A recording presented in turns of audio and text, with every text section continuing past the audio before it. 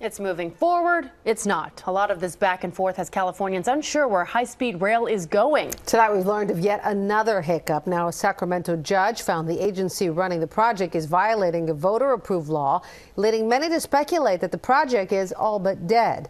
In tonight's Reality Check, Sam Brock looks at those claims that high-speed rail has been dealt a deadly blow by the court. Sam. And Jessica, good evening. There's no question if the High-Speed Rail Authority doesn't beef up its plan for funding the project, it'll lose almost all of that taxpayer money, around $8.5 billion. Now, despite what's been widely reported, this ruling does not signal the end of high-speed rail. It just means the agency now has to show its hand, and it better be something good. Will the heartbeat of California's transportation future, a high-speed rail system that can counteract clogged roads and catastrophic airfare, lose its blood supply before ever coming of age?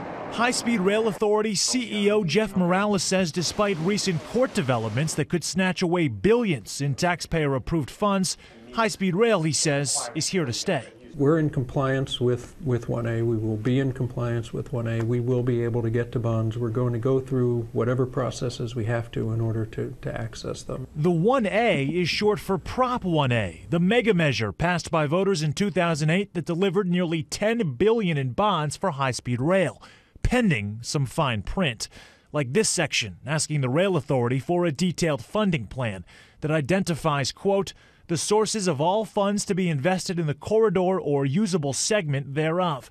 What does that mean? Well, the Rail Authority demonstrated in court it can pay for this first construction segment, 120 miles from Madera to Bakersfield, that costs about $6 billion. But a Sacramento judge ruled the law requires proof of funding for the entire 300-mile usable segment, Merced in the north to the San Fernando Valley in the south, at an estimated cost of $31 billion. Meaning the High-Speed Rail Authority is about $25 billion short. Is that even going to be possible? Where are they going to find $28 billion in new money? The state doesn't have it. The federal government has cut them off. Michael Brady is a Redwood City attorney representing 3 plaintiffs suing the Rail Authority for violating the terms of Prop 1A.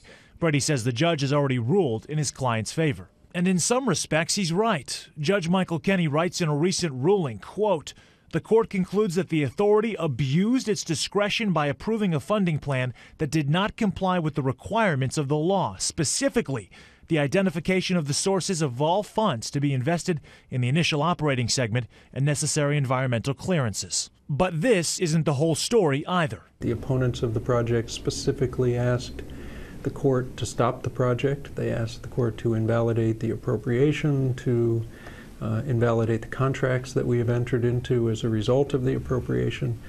All of those were denied. Put more simply, the judge said work on the first segment can still begin using federal bucks. And despite taxpayers being in a bit of a limbo right now, some of their money approved by the legislature is still in play, the court says.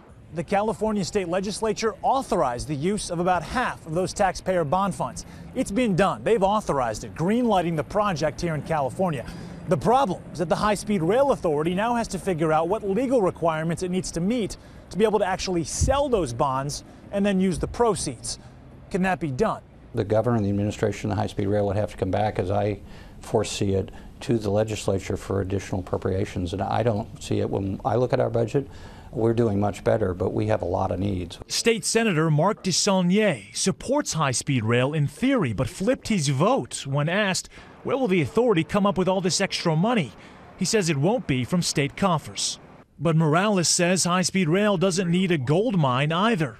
Just some opportunistic investors already lined up, ready to make a splash in Sacramento politics. Developers, operators, manufacturers. We get visits regularly from foreign governments. We had a high-level meeting yesterday with representatives from Japan. Skeptics say you might as well stay in your car. There's no way private investors and Asian entrepreneurs are going to save high-speed rail. But the reality is, we'll know soon enough. The judge has ordered the Rail Authority to submit a new funding plan, and that should reveal if the light has really gone out on high-speed rail or if things are just getting started. And you won't have to wait too long to find out. Mr. Morales tells me the Rail Authority just adopted a policy for evaluating and accepting outside bids. and is busy crafting a new funding plan to be submitted in just a few months.